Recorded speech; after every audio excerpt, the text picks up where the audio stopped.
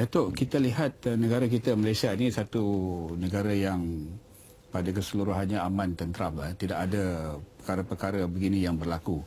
Jadi keamanan ini sekarang nampak macam seolah-olah akan terjejas lah. Apakah pelajaran utama yang dapat kita ambil daripada pencerobohan ini? Maksud saya keamanan itu bukan satu perkara yang kita boleh katakan dia tidak akan terancam sampai bila-bila lah. Ya? Boleh Datuk jelaskan sikit? Ya, sebenarnya kalau kita tidak keluar daripada Malaysia, kita tidak tahu betapa bertuanya kita di bumi Malaysia ini. Kita tidak mempunyai ribut taifan, kita tidak mempunyai gunung berapi, gempa bumi. Dan selama hampir 55 tahun yang diterjui oleh pemimpin-pemimpin Barisan Nasional sampai ke hari ini, Parti Barisan Nasional memerintah bahawa anak-anak petani, anak-anak nelayan telah pun menjadi peguam, menjadi doktor, menjadi jurutera. Dan ini semua oleh kerana kedamaian, keharmonian yang wujud di kalangan kita.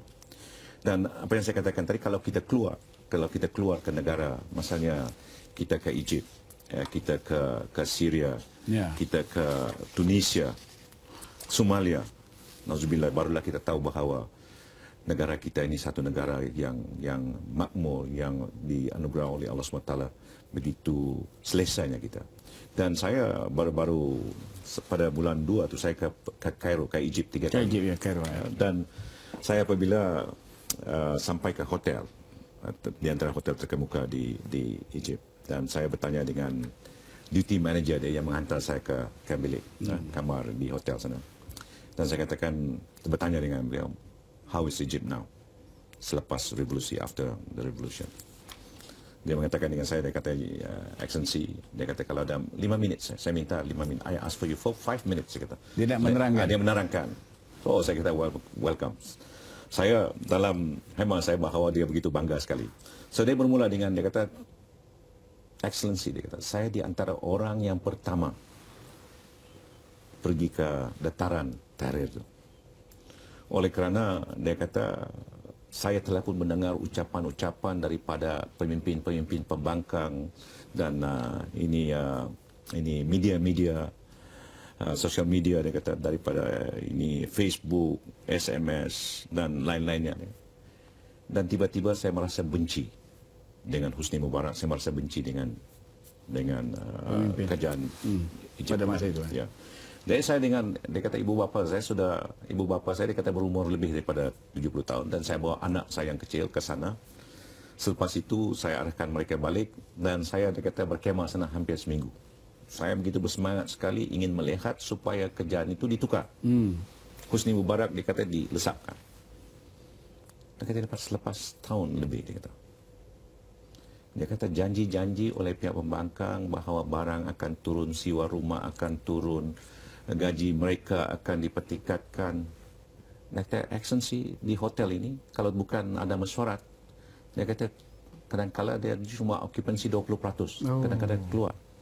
Dia kata, pelancong-pelancong yang selalu datang ingin melihat River Nile, Aswan Dam dan Pyramid, dia kata semua bas pelancongan kosong. Hotel kosong. Kita, dia kata, tidak mendapat daripada service charge, tips tidak ada. Dia kata, penyesalan saya, dia kata, tidak boleh saya kabarkan pada Your Excellency, dia kata. Ini satu kesilapan, dia kata, oleh kerana, dia kata, I was greedy. And dia kata, I cannot call myself naive. Dia kata, dia tidak begitu. Tetapi dia kata, bahawa saya tamak. Apa yang dijanjikan, saya tidak membuat satu kajian yang terperinci dan saya manis itu rata-rata saya telan. Sekarang dia kata yang susah, yang seksa, dia kata saya, keluarga saya dan anak-anak saya. Dia kata now, dia kata ini yang berlaku di Egypt. Barang-barang itu meningkat. Dan di samping itu juga pelajar-pelajar kita yang berjumlah 11,000 orang di Kaira itu telah pun membuat satu pertemuan dengan Yang Amat Perdana Menteri. Dan rata-rata sekali mereka meminta supaya beasiswa mereka dinaikkan oleh kerana harga barang naik, harga ini sewa naik dan semua perkhidmatan naik. Dan ini yang telah diutarakan. Dan saya sendiri telah pun membawa satu memorandum yang mana penuntut-penuntut Sabah minta supaya Yayasan Sabah dan Ketua Menteri Sabah mengambil tindakan supaya allowance mereka dipertingkatkan. Yeah. Nah, itu yang berlaku. Tapi apa yang dikatakan oleh seorang pekerja hotel itu, maka dia kata dia mempunyai, apabila mendengar semua ucapan-ucapan itu, dia kata ini satu dunia yang saya ingin lihat, yang saya ingin rasai. Tapi dia kata sesalan, tidak menjadi. Jadi yang balik kepada oleh kerana kita saya kata berada di bumi bertuah ini. Apa yang kita ada sedang kadang-kadang kala kita tidak bersyukur. Nikmat yang kita rasai, yang kita balik macam di Iraq misalnya, apabila suami keluar belum tentu akan balik ke rumah. Dan di Gaza yang saya pergi dengan Yang Amat Perdana Menteri, keluhan orang-orang itu dan anak-anak yang membesar tidak mempunyai pengajian yang tertentu dan keselamatan mereka tidak terjamin. Dan kita Malaysia is blessed. Orang kata kita harus bersyukur. Dan oleh itu sepatutnya rakyat Malaysia bersyukur kepada Allah SWT bahawa Datuk, nikmat kita di negara ini. Ya, Datuk, berbalik kepada apa yang berlaku di Lahad Datu dan Semporna, ya.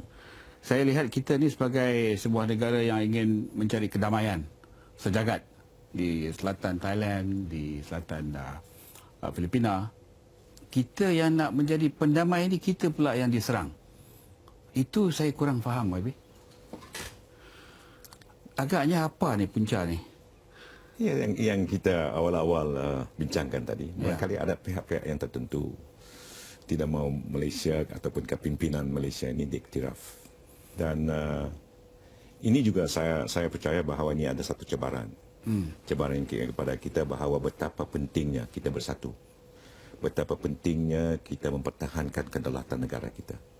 Betapa pentingnya kita singkirkan kepentingan peribadi demi untuk masa hadapan generasi kita. Saya ingat ini, Datuk, adalah satu pengajaran pada kita. Satu pengajaran kalau pada masa kini kita tidak dapat melihat, tidak dapat menilai, akhir-akhirnya kita juga akan rugi. Kalau kita rugi saja tidak apa, tapi generasi yang akan datang, yang di mana di Filipina Selatan hampir 40 lebih tahun mereka tidak melihat keamanan. Di Palestin, Datuk, hampir 60 lebih tahun mereka tidak mempunyai negara sendiri, negara yang berdaulat. Mereka menjadi pendatang di negara sendiri. Dan ramai di antara rakyat Palestin yang berhijrah ke mana-mana tempat untuk semata-mata untuk mencari rezeki dan keamanan. Datuk, di Manila kalau tak silap saya baru-baru ini semalam ada protes yang dilakukan oleh sebahagian daripada penduduk itu. Bagaimana Datuk melihat itu, protes itu? Perkara biasa atau luar biasa atau macam mana? Sangat protes ini memang kita ketahui adalah perkara biasa. Oleh kerana ada di antara mereka kemungkinan bukan dari segi ini prinsipnya, tapi dari segi ada di antara mereka yang diupah untuk keluar demonstrasi. Tapi lagi penting lagi bahawa saya berterima kasih dengan Kerajaan Filipina dan juga Setiausaha Luar Filipina yang telah memberi security yang mencukupi. Dan saya telah berhubung dengan duta kita bahawa duta kita mengatakan we are in no danger, dia kata. Adequate security. Dan bahawa dia kata pegawai-pegawai polis dan personal dia semua mencukupi dan kita tidak terasa terancam. Dan saya telah pun kemukakan pada Setiausaha Luar bahawa saya kata bagi pihak Wisma Putra, bagi pihak Kerajaan Malaysia kita, terima kasih dengan pelindungan ataupun security yang telah pun diberi. Jadi balik kepada ininya, saya lihat kalau masalah ini tidak selesai, maka lebih banyak lagi demonstrasi yang dia akan diadakan. Oleh kerana mereka ini, saya ingat dia akan terus berusaha supaya satu kejadian yang tidak kita ingin lihat akan berlaku. Datuk, saya kira kita sudah hampir tamat, tapi belum lagi, sikit lagi. Saya pasti Datuk sudah mendapat taklimat daripada Panglima Angkatan Tentera ataupun daripada Ketua Polis Negara apa yang berlaku di Sabah, ya.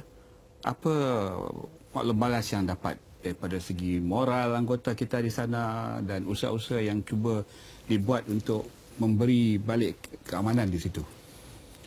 Rata-rata saya ingat perkara pertama kita haruslah menyanjung tinggi tentang pengorbanan pasukan keselamatan kita. Dan saya telah pun dimaklumkan oleh kedua-dua IGP dan Pensuruh Polis dan juga PAT kita, Panglima Angkatan Tentera, bahawa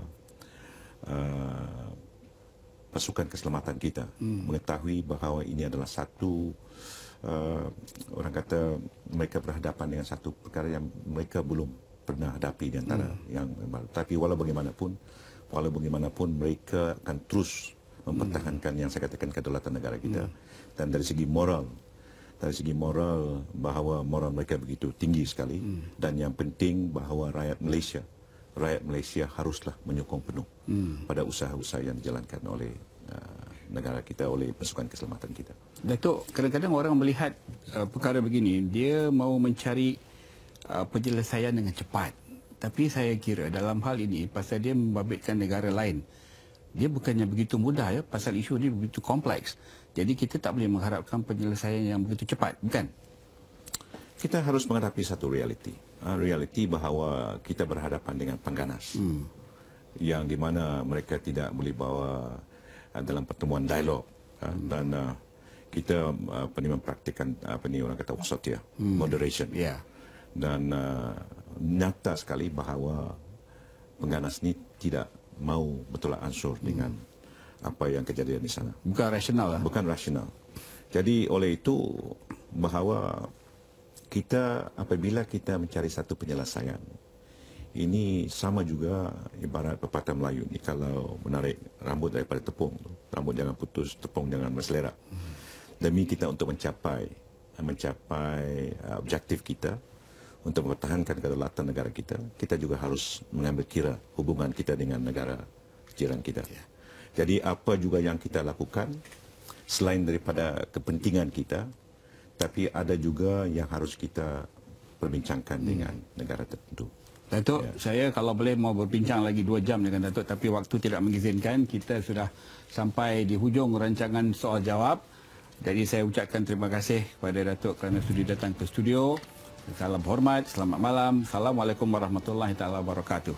Waalaikumsalam. Thank you. Terima kasih.